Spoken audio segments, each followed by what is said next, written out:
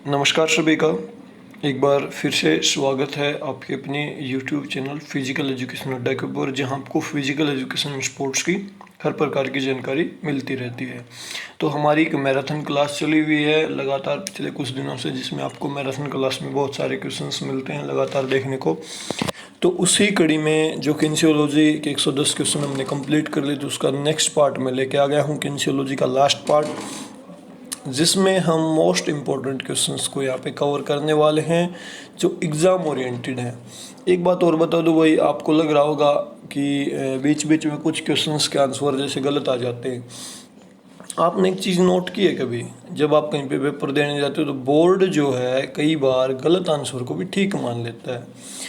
उसका कारण मैं बता देता हूँ, क्योंकि जिस बुक से वो क्वेश्चन उठाते हैं ना, उस बुक में आंसर ही गलत होता है, तो उसी को ठीक मानते हैं वो। ये बात दिमाग में बैठा लेना, ज़्यादा समझाने की जरूरत नहीं है आपको। हालांकि आपको पता होना चाहिए ठीक क्या है, लेकिन फिर भी बता देता हूँ। कई बार एज इट इज क्वेश्चन आ जाए और आपको लगता है कि मैंने फलानी बुक में गलत उत्तर पढ़ा था, तो कोशिश करें गलत के साथ जाने की।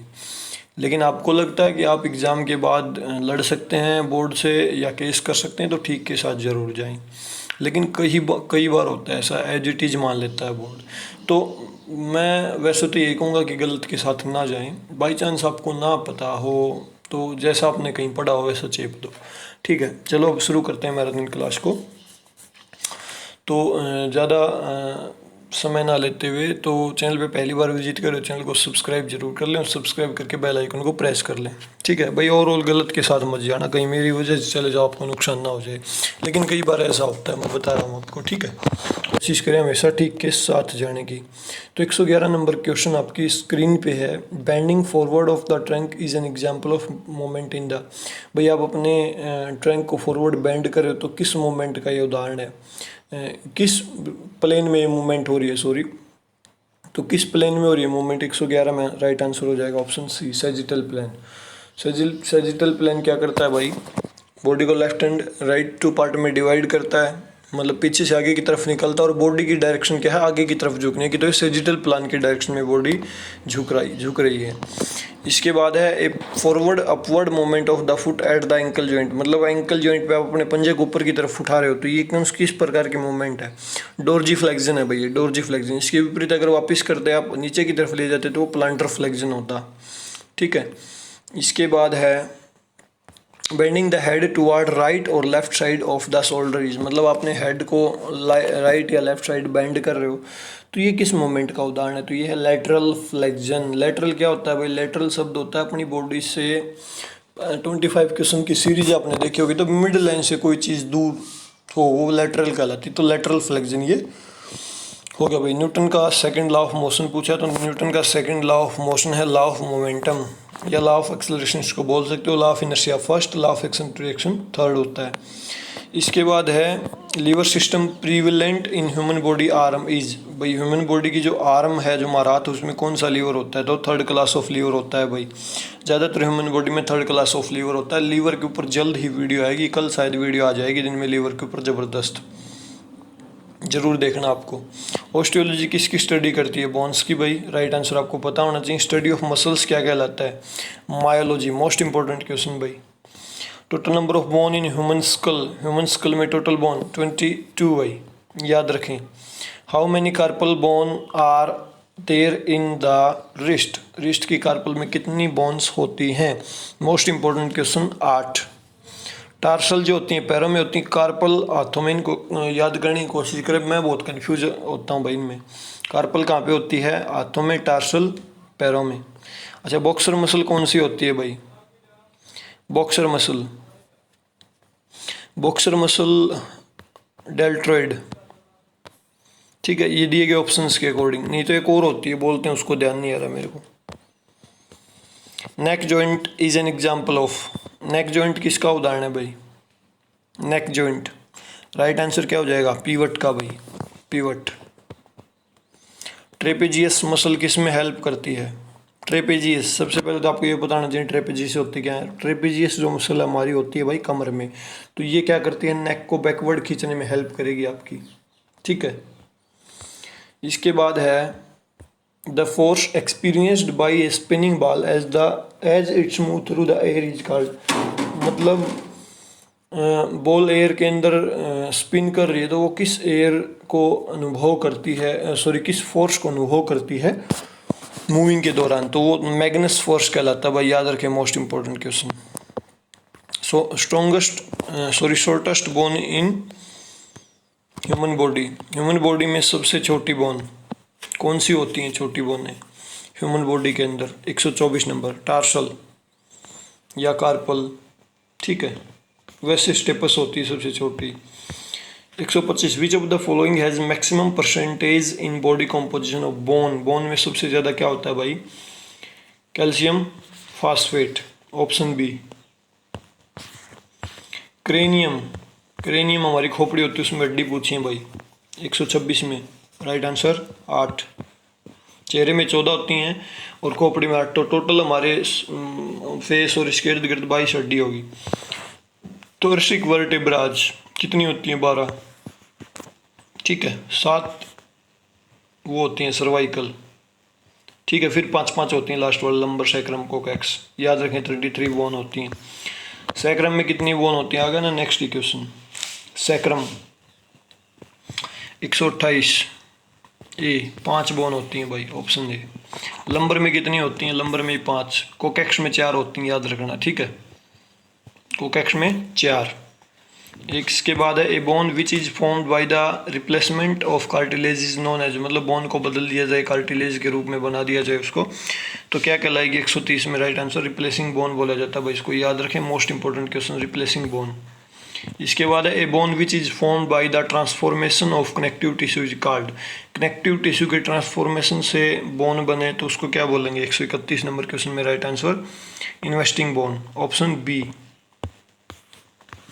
बोन सेल को क्या बोला जाता है? मोस्ट इंपॉर्टेंट क्वेश्चन, 132 नंबर, यहाँ पे राइट आंसर हो जाएगा ऑप्शन बी, ऑस्टियोसाइट्स। नेक्स्ट है technique of ossification of bones of right hand is use to determine, किस लिए यूज की जाती है भाई? ओसिफिकेशन की जाए राइट हैंड की बोन की, ये टेक्निक होती है कोई ओसिफिकेशन, ठीक है। तो इससे क्या पता लगा जाता है? हड्डियों का। 133 नंबर क्वेश्चन में राइट आंसर हो जाएगा एज, मतलब हड्डी की एज, एनाटॉमिकल एज, ठीक है। हैमस्ट्रिंग क्या करती है? हैमस्ट्रिंग मसल किस में हेल्प करती है?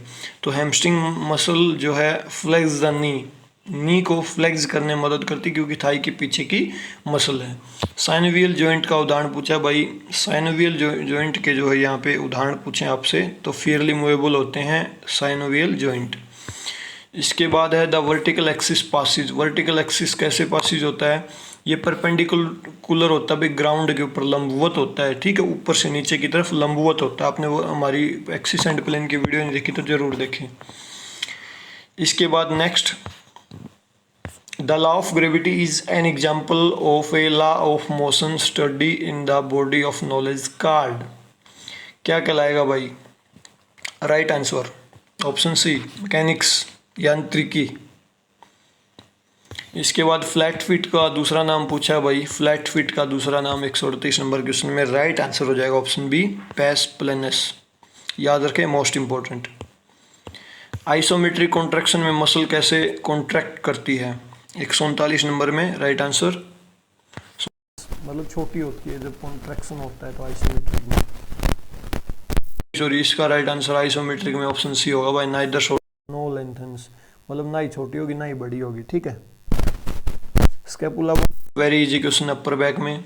लेटिसमस डोर्सी मसल कहाँ पे है भाई? वेरी इजी क्वेश्चन, पता होना चाहिए। मसल के ऊपर एक वीडियो ले आएंगे बहुत जल्द, मैन जो मसल्स कहाँ कहाँ होती हैं उसके ऊपर, don't worry. Option C, back में होती है भाई।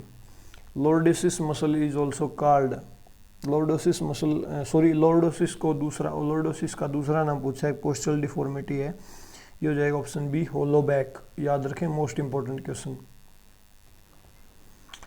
नेक्स्ट है पैराबोला, पैराबोला क्या है भाई? मोस्ट इंपॉर्टेंट क्वेश्चन, ट्राजेक्टरी से संबंधित क्वेश्चन है, याद रखें। 143 में राइट आंसर हो जाएगा option A, the path of an object project free air. The term reset and motion are study under, sorry the term rest and motion किसके under study किए जाते हैं? ऑप्शन सी, बायोमैकेनिक्स के अंदर भाई। इसके बाद है in which type of lever the weight is in between force and fulcrum, मतलब किस टाइप के लीवर में वेट जो है फोर्स और फलक्रम के बीच में रहता है, तो सेकंड टाइप ऑफ लीवर के बीच में रहता है भाई। इसके बाद है next around ball and socket joint are, ball and socket joint के सॉकेट जॉइंट के आसपास जो मूवमेंट होती है किस प्रकार की, सारी होती हैं भाई, याद रखें, मोस्ट इंपॉर्टेंट क्वेश्चन। अगर क्वेश्चन आपको अच्छे लग रहे हैं तो भाई लाइक्स जरूर करें, आपका एक एक लाइक हमारे लिए मोटिवेशन का काम करेगा। इसके बाद विच of the following is an example of hinge joint, hinge joint का एग्जांपल पूछा है भाई, हिंज जॉइंट का एग्जांपल आपका क्या हो जाएगा, यहाँ पे राइट आंसर जो है हो जाएगा आपका option B elbow joint, elbow joint hinge joint का उदाहरण है। At the time of release of discus, जब आप डिस्कस को रिलीज करते हो फेंकते हो तो वहाँ पे कौन कौन से फोर्सेज काम करते हैं, तो 148 में right answer option B centrifugal force is more than centripetal, अभिकेंद्रीय बल से अपकेंद्रीय बल ज़्यादा होता है, centrifugal force is more than centripetal, centrifugal अपकेंद्रीय बल क्योंकि उसको बाहर की तरफ खींच रहा होता है कोई तभी तो वो दूर तक जाएगी ना, तो अपकेंद्रीय बल ज़्यादा लग रहा होता है, सेंट्रीपिटल होता है अभिकेंद्रीय केंद्र के पास जो बल होता है, तो centrifugal force is more than centripetal force, इन दोनों ही बातों को याद रखना भाई, मोस्ट इंपॉर्टेंट है। स्टर्नम कहाँ पे है, चेस्ट में आपको पता होना चाहिए, जो हमारी रिब्स होती हैं दोनों तरफ से जोड़े होती है। बॉल एंड सॉकेट जॉइंट का उदाहरण तो दोनों ही बॉल एंड सॉकेट जॉइंट है भाई। During adduction of arm move, जब आप अबडक्शन करते हो आर्म का तो कहाँ जाती है वो, away from the body, body से दूर। अडक्शन, एक मिनट भाई सॉरी माफ़ी चाहूँगा, हाँ सही है, अबडक्शन, अडक्शन होगा तो वो टुवर्ड्स द बॉडी की तरफ आएगी, अबडक्शन होगा तो away from the body. Movement के ऊपर एक वीडियो बनाएंगे जल्दी, ठीक है। In this type of lever the force is in between weight and fulcrum, force weight और फलक्रम के बीच में रहे, थर्ड टाइप ऑफ लीवर होता है भाई। फलक्रम बीच में होगा तो फर्स्ट टाइप और वेट बीच में होगा तो second type. Synovial joint freely movable, अभी आया था कुछ देर पहले। Next which joint is a fibrous joint, fibrous एक जॉइंट के ऊपर वीडियो बनाएंगे क्योंकि ये जो वर्ड है ना ये आपको कंफ्यूज कर सकता है, इसके ऊपर एक वीडियो बना देंगे। 154 में राइट आंसर हो जाएगा option A joints of skull, जिसके इमूवेबल जॉइंट भी इसको बोला जाता है, ठीक है। डायथ्रोसियस अगर वर्ड आ जाए तो वो होता है फियरली मूवेबल, एम्पीथ्रोसियस वर्ड आ जाए तो slightly movable.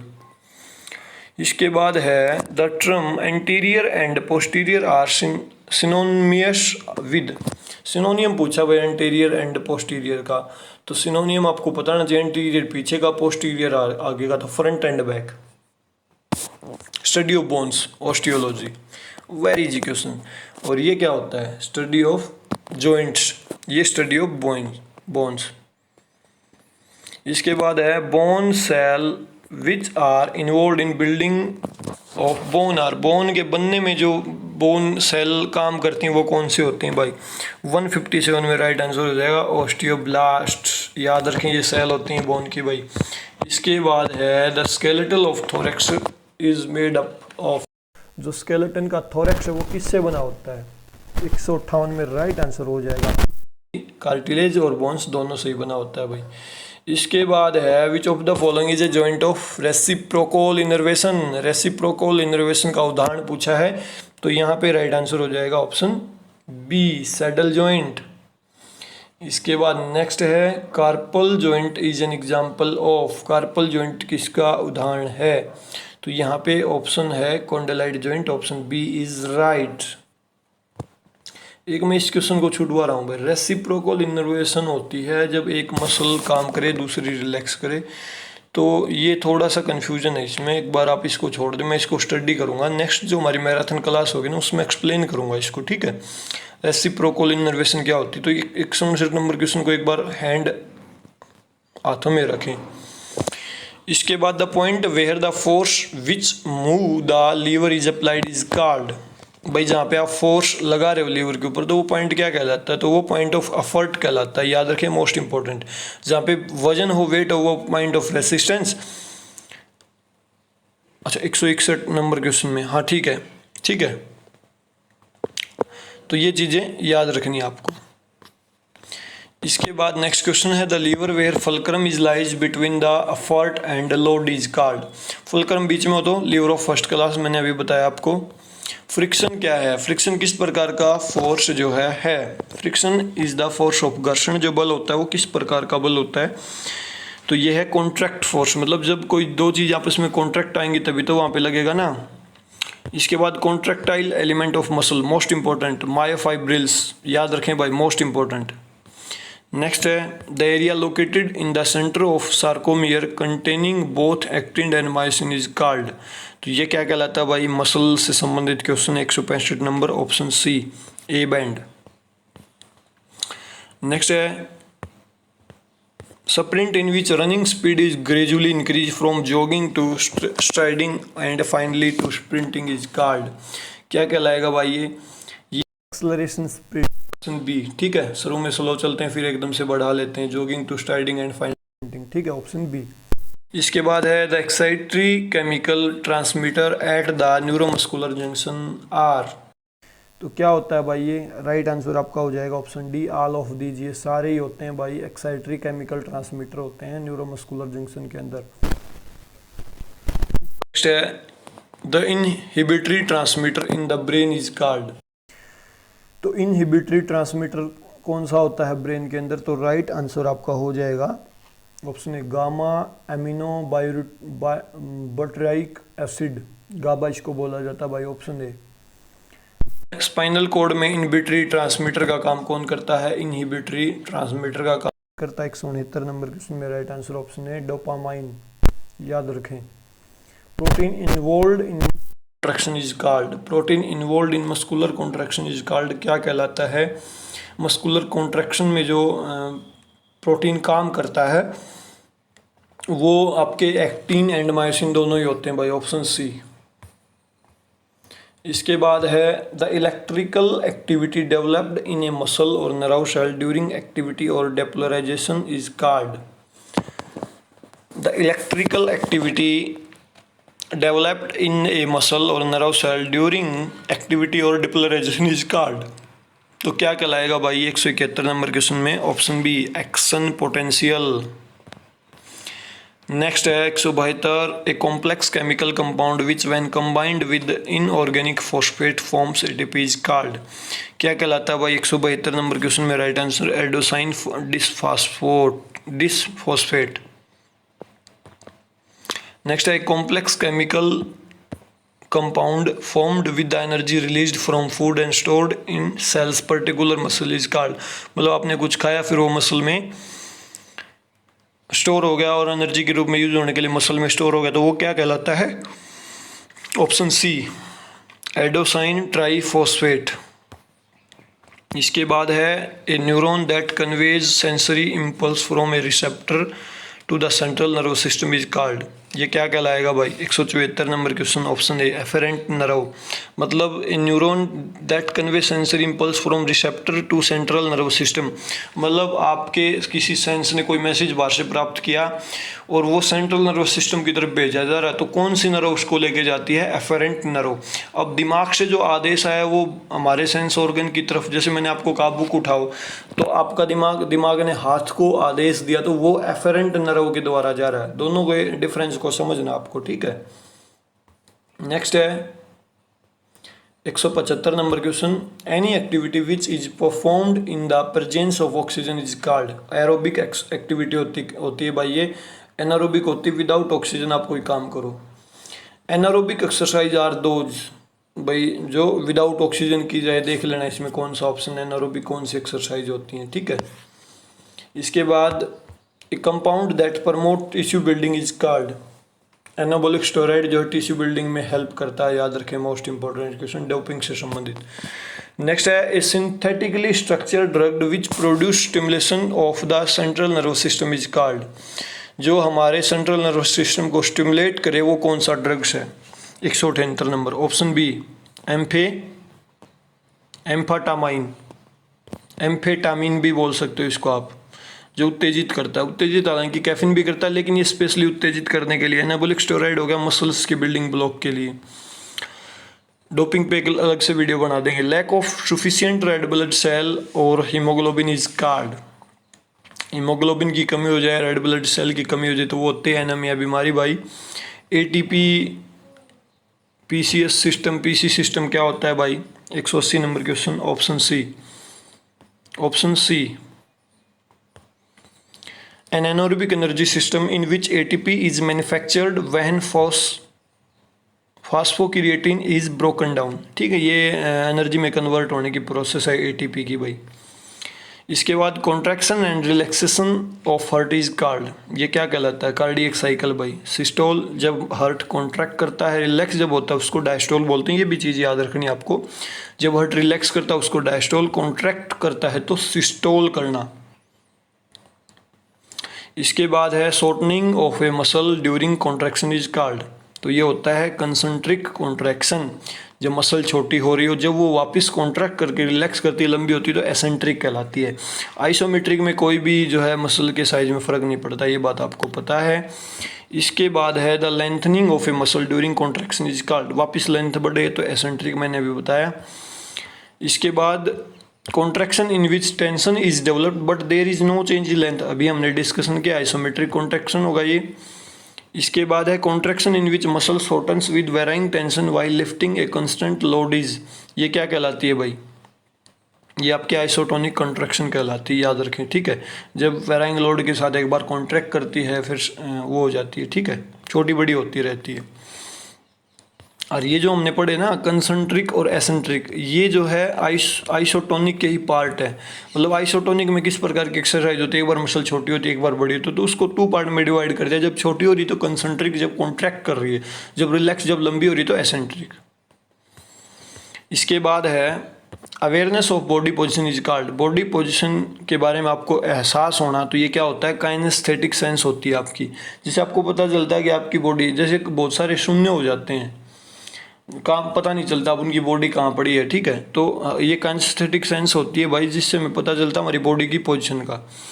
M मेनहोरिया is an, एमन होरिया रोया क्या है ये भाई? वर्ड थोड़ा अटपटा है क्योंकि मेरी इंग्लिश इतनी अच्छी नहीं है, लेकिन मैं आपको बता सकता हूँ एग्जाम ओरिएंटेड बात। क्या होता है? ये एक बीमारी होती है एक प्रकार की, तो ये आपकी जो राइट आंसर है ऑप्शन ए, महिलाओं से संबंधित है। मेंस्ट्रुएशन की जो प्रोसेस है उनकी, उसमें जो है अब नॉर्मल हो जाए वो, तो ये एमेनोरिया कहलाता है भाई। इसके बाद है the portion of oxygen use to resynthesis and restore the ATP and PC in muscle following exercise is called, तो क्या कहलाता है भाई? 188 नंबर क्वेश्चन, ऑप्शन है लैक्टिक O2 डेप्थ। इसके बाद है next question, that portion of recovery O2 use to remove accumulated lactic acid from the blood is called, 89 का right answer lactic acid O2। ATP is stored in, ATP कहाँ पे store होती है भाई? Muscles के अंदर, 190 option B. Next the immediate source of energies, तो क्या होती है immediate source of energy? Option A ATP।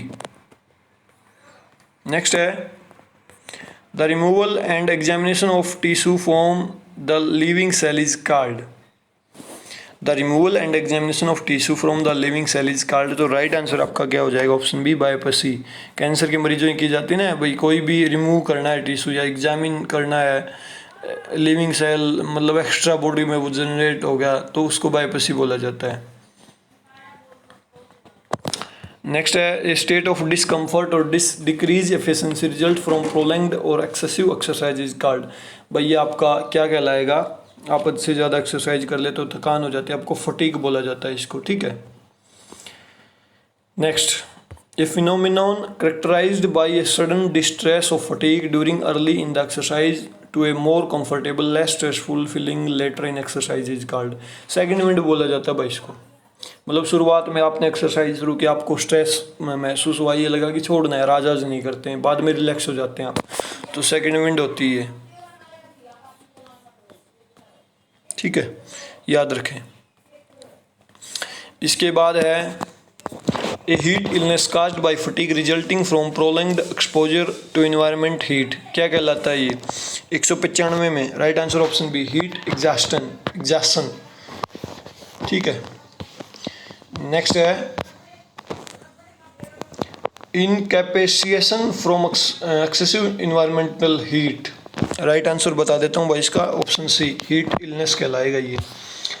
Next है heat illness characterized by painful muscular contraction caused by prolonged exposure to environmental heat। तो right answer आपका यहाँ पे होगा option C heat cramp.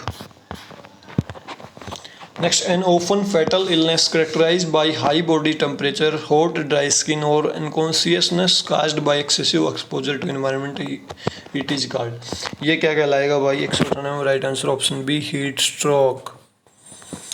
Next है a series of chemical reaction occurring in mitochondria in which electron combine with O2 form water और ATP। देख लेना भाई इस क्वेश्चन को, राइट आंसर बता देता हूँ क्योंकि एक्सप्लेन नहीं कर पाऊंगा मैं कुछ एक क्वेश्चन को। करे बाई साइकिल बोला जाता है इसको, छोड़ देना जो क्वेश्चन आपको थोड़ा सा भी अटपटा लगे, क्योंकि 3-4 क्वेश्चन ऐसे ही हैं ये पीछे वाले। A protein compound that speeds up chemical reactions, जो केमिकल रिएक्शंस को स्पीड देता है उस प्रोटीन कंपाउंड का नाम पूछा है, तो यहाँ पे right answer option B enzyme भाई। ये क्वेश्चन है काम के, ऐसा भी नहीं है कि मेरे को पहले वाले क्वेश्चन आते नहीं, हम एक्सप्लेन नहीं कर पाऊंगा, कर भी सकता हूँ, पढ़ के भी कर सकता हूँ, वैसे भी कर सकता हूँ, लेकिन वो काम के नहीं है, तो मैं एक आध क्वेश्चन को स्पीडली बोल देता हूँ इसीलिए। ठीक है, the area in the centre of a band where the cross bridge और एक्शन आर एब्सेंट। वो कौन सा एरिया होता है भाई जब मसल कॉन्ट्रैक्ट करती है, तो जहाँ पे क्रॉस ब्रिज होता है और एक्शन वहाँ पे नहीं हो पाता, तो 201 में right answer option B H zone होता है वो।